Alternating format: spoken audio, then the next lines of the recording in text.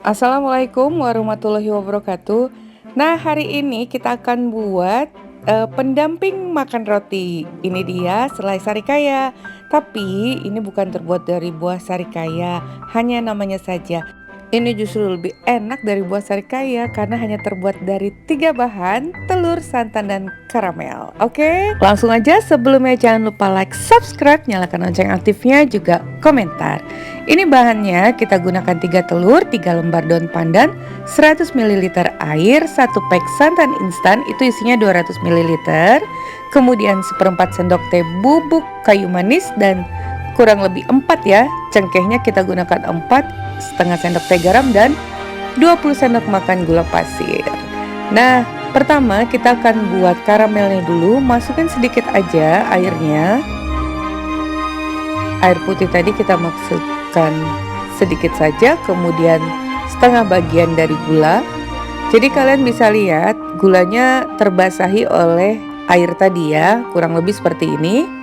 Nah, ini nggak perlu ya kalian itu gunakan pengaduk, jadi cukup pancinya aja yang kalian aduk-aduk, itu aman. Nah, dengan api yang kecil ya, dengan api yang kecil kita masak sampai seperti ini teksturnya. Jadi airnya udah bercampur dengan gula dan menjadi busa-busa yang nanti lama-kelamaan akan berubah warnanya menjadi kecoklatan, menjadi karamel. Jadi kalau kalian menggunakan cara ini aman, pengaduknya juga bersih. Nah, ini untuk menghindari kegosongan. Nah, setelah tercampur rata tadi gula karamelnya, masukkan sisa gula. Kembali nggak usah diaduk menggunakan alat, goyang-goyangkan aja pancinya seperti ini. Apinya api kecil ya. Nah, ini kita akan menghasilkan gula karamel yang cakep banget. Warnanya pas, tidak terlalu kecoklatan atau kehitaman, karena nanti bisa pahit ya untuk adonan yang kita buat. Nah, setelah hampir tercampur semua karamelnya, masukkan air secara bertahap seperti ini. Tuh, terus digoyangkan lagi aja. Nah, itulah cara jika kalian ingin membuat karamel dengan hasil yang baik. Terus masukkan sisa air sampai habis. Selanjutnya akan kita masukkan daun pandan, bubuk kayu manis, dan cengkeh, juga garam. Nah, gunanya kita menggunakan bubuk kayu manis atau batang kayu manis juga bisa ya. Mama aja nggak punya yang batang, kalian bisa menggunakan yang bubuk.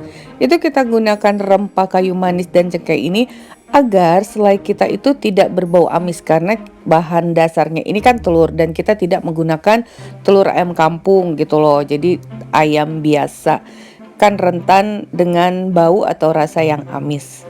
Kita masak gula karamelnya sampai semuanya tercampur dengan rata. Ini baunya wangi banget, ditambah wangi pandan ya. Kemudian siapkan panci, isi dengan sedikit air, kurang lebih seperempatnya aja. Nyalakan kompor api sedang. Kita panaskan dulu airnya dan kita kembali lagi ke gula karamel yang barusan kita angkat dari kompor tadi ya. Ini aduk dulu, kemudian kita tuangkan dengan santan instan, tapi sambil terus diaduk. Nah, jadi selagi kita mencampur adonan ini, kita udah panaskan panci berisi air tadi. Kita panaskan api sedang dulu. Nah, ini kita aduk santan dan karamel.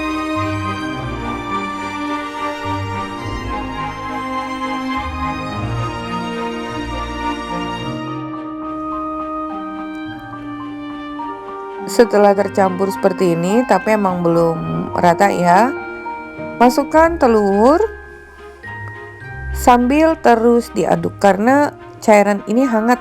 Kalau kita nggak aduk, takutnya nanti telurnya mateng. Kita pecahkan dulu ketiganya, kemudian terus diaduk sampai tercampur dengan baik. Nah, ini kan, jadi nggak usah dikocok ya, dicampur aja dengan cairan santan dan karamel tadi.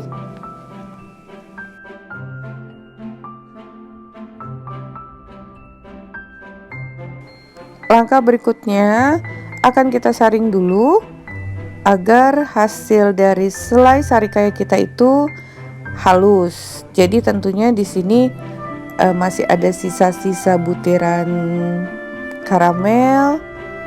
Tadi ada cengkeh. Nah, ini kita saring dulu. Nih udah hasilnya terlihat halus ya. Jadi kita akan masak dengan dua cara. Ini adalah cara yang pertama, nanti kalian tinggal pilih aja mau yang seperti apa. Nah, ini udah hangat, airnya udah cenderung panas, kecilkan apinya. Kemudian kita masak dengan api yang kecil. Ini terus diaduk, boleh kalian tinggal sesekali, tapi setiap 3 menit harus selalu diaduk. Jangan kalian biarkan ya. Jadi boleh ditinggal sebentar, tapi nanti kembali aduk lagi. Ini kondisinya masih cair. Nih setelah beberapa menit, kita aduk terus, ini kurang lebih udah setengah jam. Jadi akan kita masak dengan cara ditim ini selama 1 jam. Nah seperti ini ya. Itu tadi Mama Iji lebih dari 5 menit ditinggalkan, akhirnya membentuk lebih berketul-ketul gitu. Tapi kalau kita rutin mengaduknya itu hasilnya halus. Tapi nggak masalah, ini terus kita aduk, akhirnya akan kembali halus lagi. Seperti ini ya. Airnya jangan terlalu banyak loh, jangan sampai air rebusan itu masuk ke dalam selai. Nah ini setelah 1 jam, selainya udah mateng. Hasilnya sangat mulus banget. Tuh kalian bisa lihat dan udah mulai mengental. Nanti lama-kelamaan akan semakin agak lebih mengental dari cairan yang ini nih yang kalian lihat. Ini udah mulai anget. Nah nanti setelah udah nggak anget lagi, kalian bisa simpan di wadah yang bersih dan letakkan di kulkas agar awet. Nih ini teksturnya ini masih anget ya. Bentuknya tuh masih cair, permukaannya halus dan mulus, seperti ini. Lanjut untuk cara yang kedua, tidak kita tim tapi langsung kita masak dengan api yang kecil, tapi tidak boleh berhenti mengaduknya. Kalian aduk terus kurang lebih sampai 10 menit atau dia matang itu blebeb-blebeb ya, sampai mendidih. Ini nggak boleh ditinggal kalau yang ini. Nah ini dia hasilnya. Jadinya lebih padat, teksturnya agak lebih kasar. Tapi kalau Mama Iji suka yang ini nih.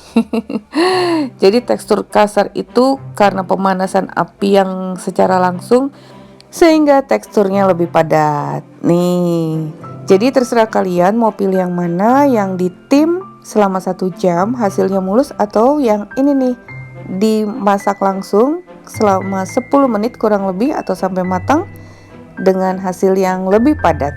Finally, akhirnya selesai sudah resep kita hari ini. Semoga bermanfaat. Bertemu lagi di resep Mama Iji berikutnya. Thank you for being with me today. Assalamualaikum warahmatullahi wabarakatuh.